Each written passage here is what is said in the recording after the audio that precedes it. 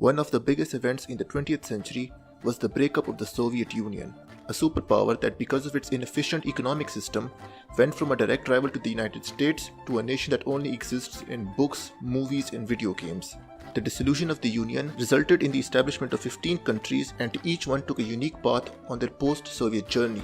One of these is Belarus. Belarus, under the Soviets, turned from a backwater devastated during World War II into one of the most industrialized parts of the Soviet Union. The reason was its location, which made it a great transit hub. It would import most raw materials and export finished goods. While Belarus was doing better than other Soviet republics, it was also suffering the same inefficiency problems the rest of the Soviet Union and all other countries that adopted the Soviet model were facing. Their economies could not compete with the West, and the gap in productivity and prosperity was growing.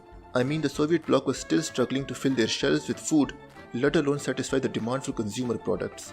By the 1980s, the only thing propping up the Soviet economy was oil and natural resources. So when the price of oil collapsed in 1986, it was the beginning of the end. Belarus became an independent country in 1991 and immediately started to suffer. Its exports to other Soviet and Eastern Bloc countries continued to decline, and the lack of demand for its goods caused many factories to shut, increasing unemployment. It also began its transition from a Soviet command economy to a market economy, which involved privatizing state-owned companies, ending price controls, and cutting spending to balance its budgets. These policies increased inflation, further raised unemployment, and put more people in poverty. At one point, 60% of Belarusians were considered under the poverty line. But unlike other Eastern European countries, which pushed through with the reforms and ultimately saw success, the people of Belarus wanted an end to the reforms, also known as shock therapy, and elected Alexander Lukashenko. Lukashenko was elected because of his anti-corruption rhetoric and promised to revert back to the Soviet command-style economy.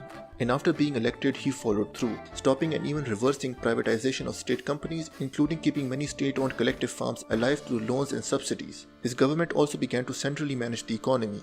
One of the things that makes Belarus unique among the post-Soviet countries is how little it has removed itself from its Soviet past. This is largely due to Lukashenko. Under his tenure, the flag was changed in 1995 to a one resembling the Belarusian flag during the USSR era.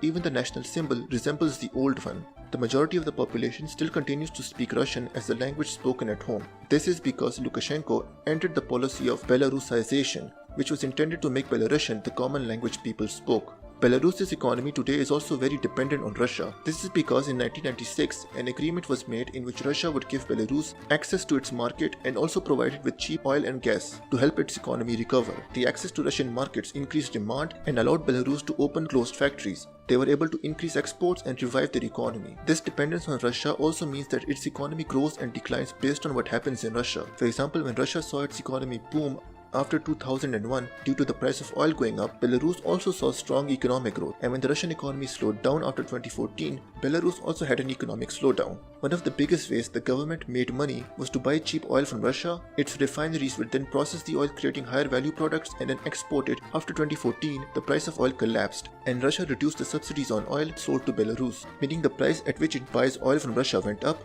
hurting its economy. It has in the past tried to move closer and trade more with the EU, but Lukashenko's human rights abuses, as well as Russia cutting oil and gas supplies anytime Lukashenko even breathes in the wrong direction, limits his choices. Lukashenko is also, as you can see, been in the job for quite a long time. It could be because he is a competent leader whose charm has made him a hero among the people, or because he is effectively a dictator. Many of the elections are considered fraudulent, and his lack of popularity has made him more authoritarian than ever.